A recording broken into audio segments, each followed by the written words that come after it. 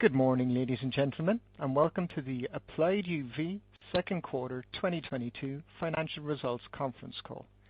At this time, all participants have been placed on a listen-only mode, and the floor will be open for questions and comments after the presentation. It is now my pleasure to turn the floor over to your host, Brett Maas at Hayden IR. Sir, the floor is yours. Thank you. Once again, welcome to Applied UV second quarter 2022 earnings call. With me on the call today are John Andrews, Chief Executive Officer, and Mike Riccio, Chief Financial Officer. As a reminder, all materials for today's live presentation are available on the company's investor relations website. Before we begin, please take a moment to read the forward-looking statements in our earnings press release. During today's call, we will make certain predictive statements that reflect our current views about future performance and financial results. We base these statements on certain assumptions and expectations on future events that are subject to risks and uncertainties. Our most recent Form 10-K lists some of the most important risk factors that could cause actual results to differ from our predictions. With that, I'll turn the call over to John Andrews. John, the floor is yours. Thank you, Brett, and good morning, everyone. It's a pleasure to be with you this morning to review the results of our second quarter and provide an update on our business. I'd like to start by thanking the entire Applied UV team for delivering strong results amidst a confluence of factors, including inflationary uncertainty, extended supply chain timelines, and overseas market shutdowns due to COVID and the war in Ukraine. Our team's hard work, fueled by our high-performance culture, resulted in another quarter of solid growth, capping a strong first half of the year and creating greater momentum going into the second half of the year. Our financial results for the second quarter include record revenue of $5.9 million versus $1.9 million in the same quarter last year, for a total increase of 213.5%. A portion of this growth was derived from acquisitions, primarily our recent acquisition of VisionMark. Importantly, though, on a pro forma basis, we grew our revenue by 39.2%. We continued our investment in marketing, sales, engineering, and other growth initiatives in the second quarter, while at the same time following a disciplined capital allocation process. We expect our operating margins, excluding one-time expenses, will improve as we take advantage of synergies between our operating subsidiaries. One-time expenses in the second quarter were approximately $739,000. Looking ahead, our backlog is considerably higher as compared to the same time last year, indicating a solid foundation for future growth. The opportunities for both our disinfection and hospitality segments remain robust. As a reminder, the disinfection segment includes the design, manufacture, assembly, and distribution of air purification and pathogen elimination systems for use in food and beverage, agricultural, education, government, healthcare, and consumer markets. The hospitality segment includes the manufacture of fine mirrors and furniture specifically for the hospitality industry. In disinfection, Research and Markets estimates that the global market for air purification and pathogen elimination will reach $24 billion by 2030, with a compounded average growth rate exceeding 11%. Indoor air quality is no longer a nice-to-have, as we now know that 90% of all COVID transmission is airborne, person to person. Further, traditional HVAC systems neither exchange or purify the air sufficiently to mitigate risk nor eliminate airborne pathogens. Additionally, recent studies show that cognitive performance for K through 12 students improved with proper air quality. Our diverse portfolio of patented, proprietary, and research-backed air purification solutions address the growing demand for air purification and pathogen elimination across an ever-increasing set of use cases and verticals. Our global use case penetration includes consumer, sports arenas, public spaces, winery, dairy, food preservation, education, cannabis, correctional facilities, dental, long-term care, and hospitals. In hospitality, the industry is showing clear signs of rebounding from the devastation of the pandemic-driven shutdowns in 2020.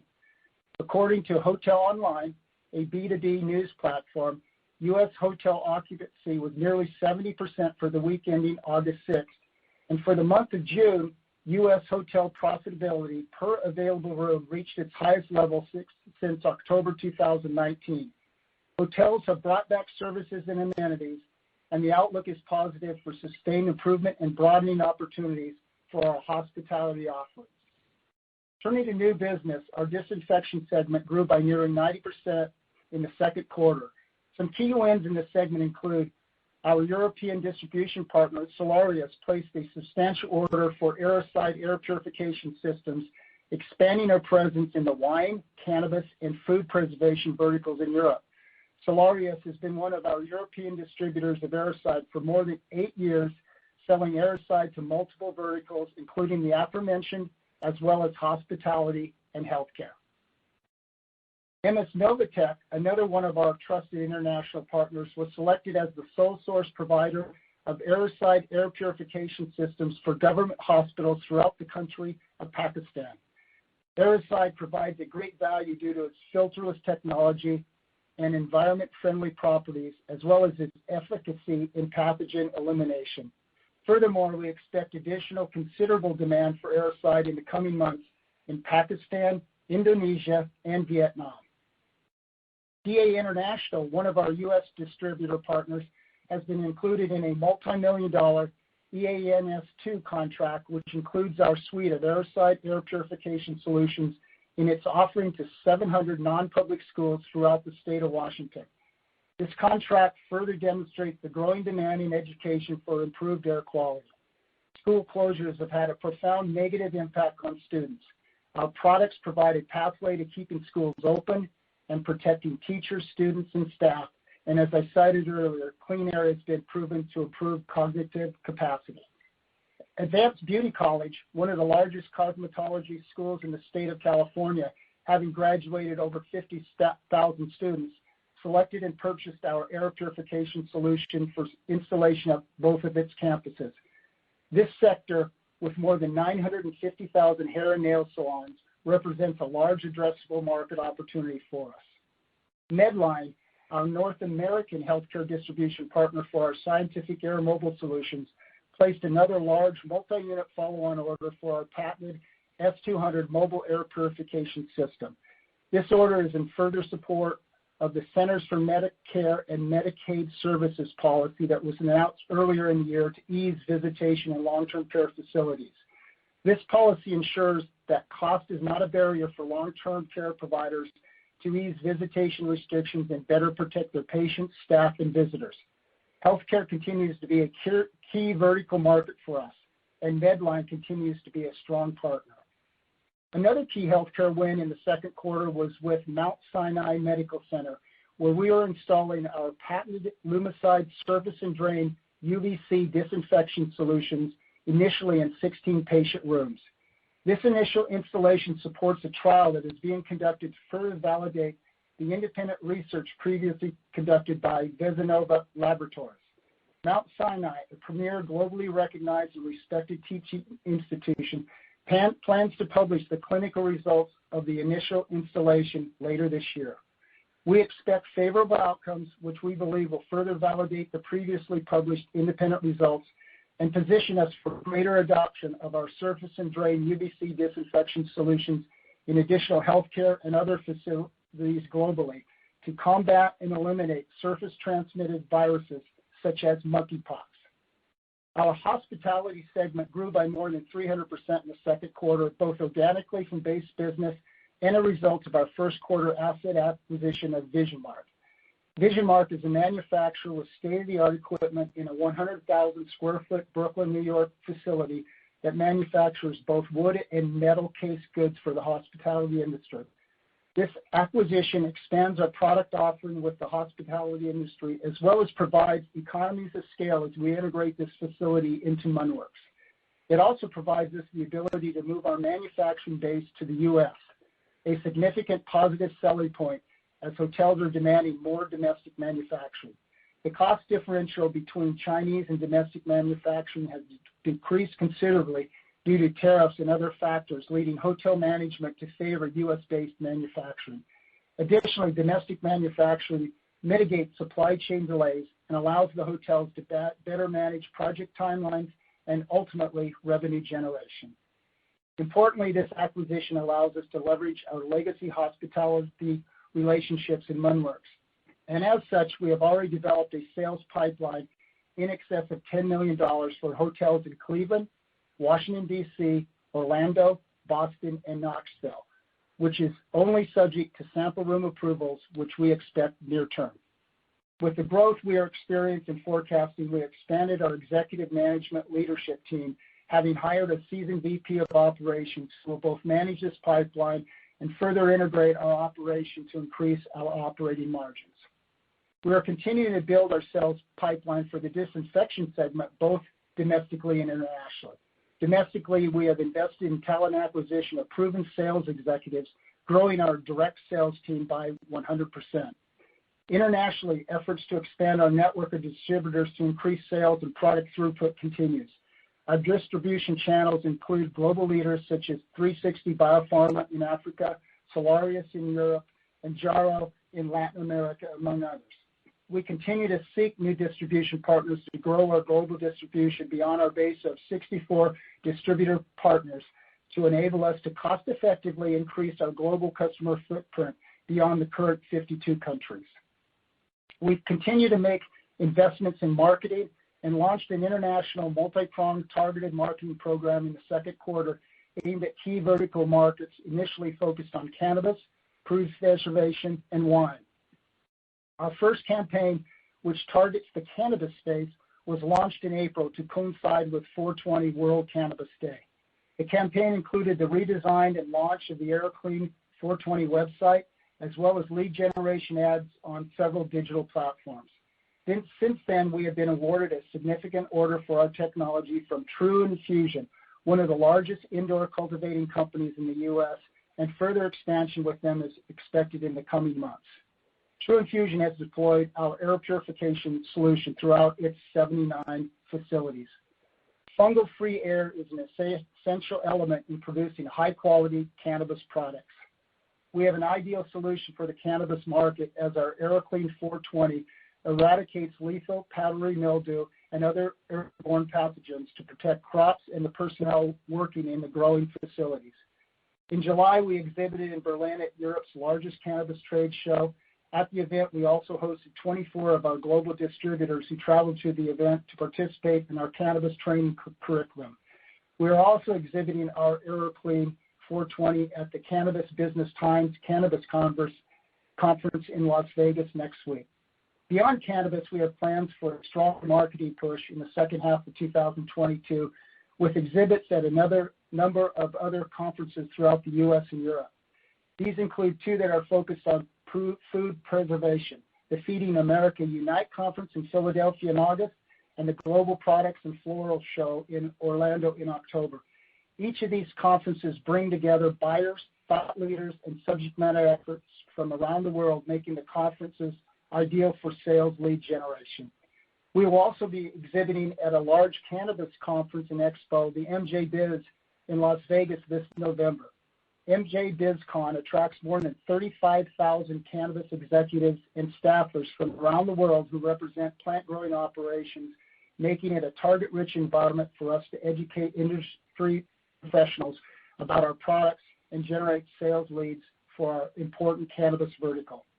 And finally, we will be exhibiting at the European Healthcare Show, Medica, a World Forum for Medicine, being held in Dusseldorf this November.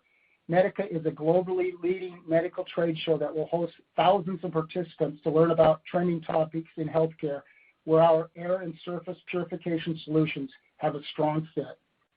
Beyond trade shows, another facet of our reinvigorated marketing and sales plan is the aggressive pursuit of a retail partner for distribution of our consumer line of products.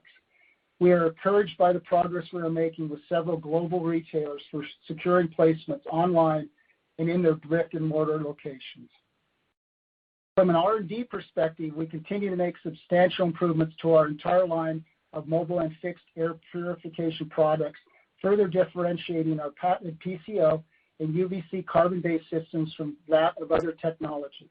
In addition to the ongoing development of our IoT environment and systems, we also have plans to introduce several new products this year, including our Lumicide surface and drain UVC disinfection solutions. Recently, we were granted a patent related to our system that neutralizes pathogens on ATM services.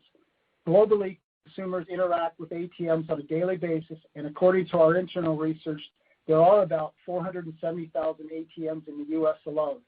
Banks are seeking ways to reduce litigation risk by incorporating the use of the best science available to protect consumers from contracting serious illnesses due to deadly surface pathogens found on ATMs.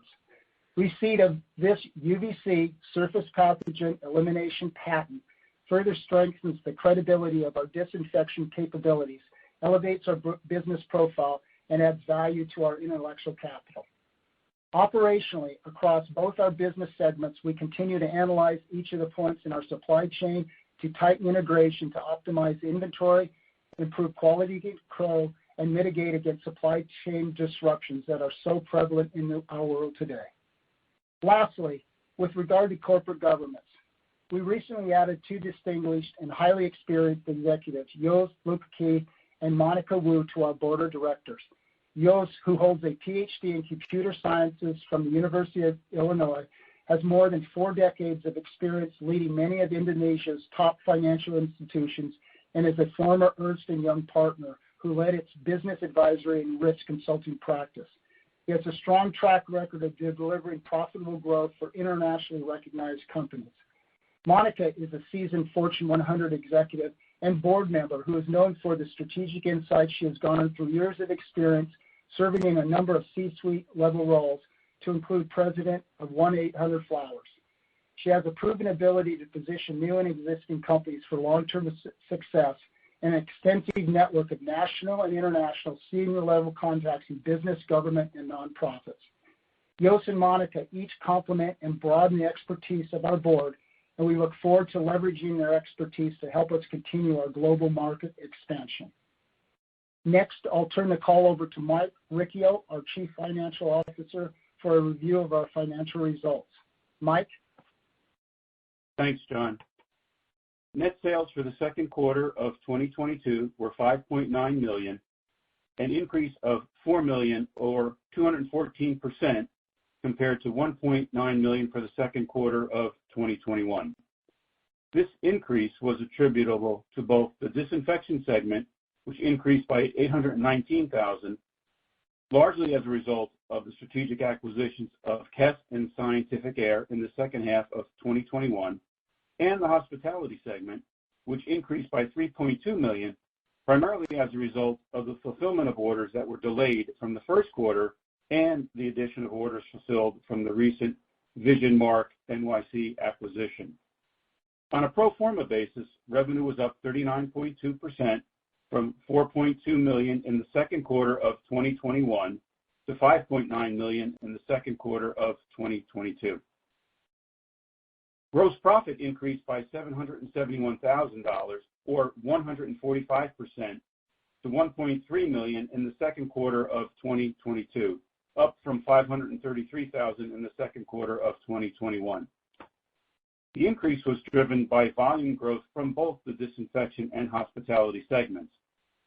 Gross profit as a percentage of sales decreased by 620 basis points from 28.3% in the second quarter of 2021 to 22.1% in the second quarter of 2022, driven primarily by the initial costs required to complete projects that were in process and to integrate and absorb the Vision Mark NYC operations. As we continue to integrate our strategic acquisitions, we are focused on realizing cost synergies from the consolidation and streamlining of the manufacturing and distribution operations. SG&A expense for the second quarter of 2022 increased to $4 million as compared to $2.7 million in the prior quarter. This increase was driven primarily by the expansion of the disinfection segment with the acquisition of KES and Sci-Air, expansion of the hospitality segment with the Vision Mark NYC acquisition, and higher corporate segment expenses due to increased consulting, legal, accounting, and infrastructure costs related to the initial integration of the operations of our strategic acquisitions. SG&A includes one-time cost of $739,000 related primarily to the integration of VisionMark NYC operations and the establishment of strategic marketing programs. We anticipate efficiency gains in the coming year as we fully integrate our acquisitions and leverage synergies where practical. Net loss for the second quarter of 2022 was $2.9 million compared to a net loss of $2.1 million for the second quarter of 2021. The increase in net loss was mainly due to the increase in SG&A costs incurred in support of our business acquisitions and for the expansion of both the disinfection and hospitality segments. On a non-GAAP basis, adjusted EBITDA was a loss of $2.2 million for the second quarter of 2022, which compares to an adjusted EBITDA loss of $1.5 million in the year-ago quarter. We use adjusted EBITDA to assist in analyzing our operating performance by removing the impact of certain key items that we believe do not directly reflect our underlying operations. Adjusted EBITDA is defined as operating profit or loss, excluding depreciation and amortization, and excluding stock-based compensation and loss on impairment of goodwill. Lastly, we ended the quarter with approximately $3 million of unrestricted cash on our balance sheet. This compares to $7.1 million at the end of the first quarter. Cash used in operations during the first 6 months of 2022 was due in part to the integration of the VisionMark NYC acquisition, including costs to expedite completion of projects that were in process, and also due to an increase in inventory as we secured parts in advance of production in our disinfection segment to mitigate potential supply chain disruptions ahead of targeted marketing initiatives planned for the second half of 2022. I'll now turn the call back to John for closing remarks. Thank you, Mike. In summary, second quarter was a solid quarter with steady progress made towards executing operational initiatives to grow our business, integrate recent acquisitions, and increase awareness of our brand to drive future growth. The market opportunities in each of our 2 business segments are enormous, and recently announced new business wins demonstrate that we are gaining momentum. We are increasingly encouraged by our progress and where we are headed. We look forward to updating you again during our third quarter call in November. Thank you again, everyone, for joining our call today. This concludes our prepared remarks. Operator, we can open the call for questions. Ladies and gentlemen, the floor is now open for questions. If you have any questions or comments, please press star one on your phone at this time. We ask that while posing your question, you please pick up your handset if listening on speakerphone to provide optimum sound quality. Please hold while we poll for questions. Thank you. Our first question is coming from Kip Moore with EF Hutton. Morning, Dave. Thanks, guys. Wanted to ask about the backlog. You talked about it being up nicely. Just curious about composition, hospitality versus disinfection, and how we should think about revenue recognition there and any implications for margins near term. Yeah, I can jump in first, Mike. Relative to backlog between the business segments, the backlog is considerably higher for both segments at this point in time versus this point in time last year. And I'm talking in the hundreds of % higher, so considerably higher. The margins that we're seeing on the disinfection side are tracking with our projections, and Mike can talk to that. And then, Mike, you can talk more to the margins on the hospitality side and where you see those going. Sure. As John mentioned, on the disinfection side of the business, the margins are holding strong. On hospitality, as I explained, we had some expediting costs in this quarter, and including securing parts and overtime costs that drag down the margin for this quarter. But that pretty much, I think there's just a few remaining projects, and then we'll be able to then execute on the new pipeline where the margins will get back into the normal level for our hospitality segment. So this quarter was kind of an aberration. Higher sales volume, as you can see, but slightly lower margins in hospitality. but that's pretty much behind us now. Got it. Okay, thanks for that. And then on SG&A, sort of the run rate, I guess if we take out the one-timers in the quarter, is that a good way to think about that, or is there any more sort of acquisition costs, near term, and then we think about streamlining, what's a good sort of run rate on SG&A? Yeah, Chip, you could definitely take out the $739K. The actual, that's a solid number, and then there are additional one-time costs, and barring additional acquisitions, that number is actually closer to $900K. But I hesitate to use that number publicly, only because it could be repeated depending on our strategy, in the second half as it relates to potential acquisitions. But we're not really right now. We're focused on executing on the tremendous pipeline that we've built, and you're probably going to ask, so I'll just tell you anyway. The use of the cash was really to be able to execute on that pipeline, because we were finding the supply chain disruptions, affecting us. So we secured inventory for our targeted marketing launches to fulfill primarily the disinfection side of the pipeline. And as I've mentioned in previous discussions, we are looking to bring the manufacturer more onshore to avoid this occurrence. But for now, we wanted to be safe to make sure that we were poised for a strong second half. So yeah, that kind of answered a couple of questions there. Yeah, no, that's good. I appreciate that. And then just one more, and I'll hop back into it. I wanted to ask about IP. Did see, you guys had filed a claim. So just curious, steps there, and any, incremental costs there, or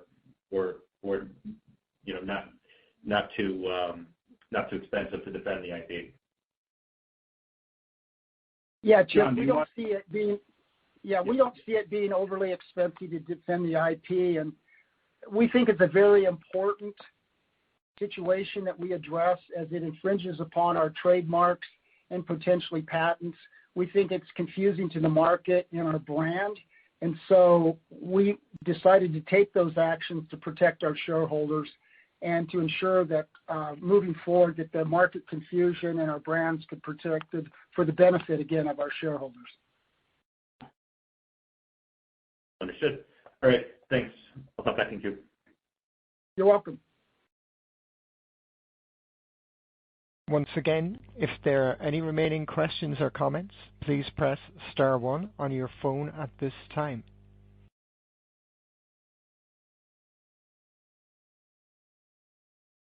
There appear to be no further questions in queue at this moment. Do you have any closing comments you wish to finish with?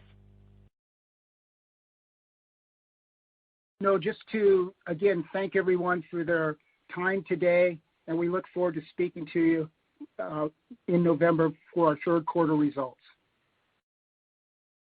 Thank you, ladies and gentlemen. This does conclude today's conference call.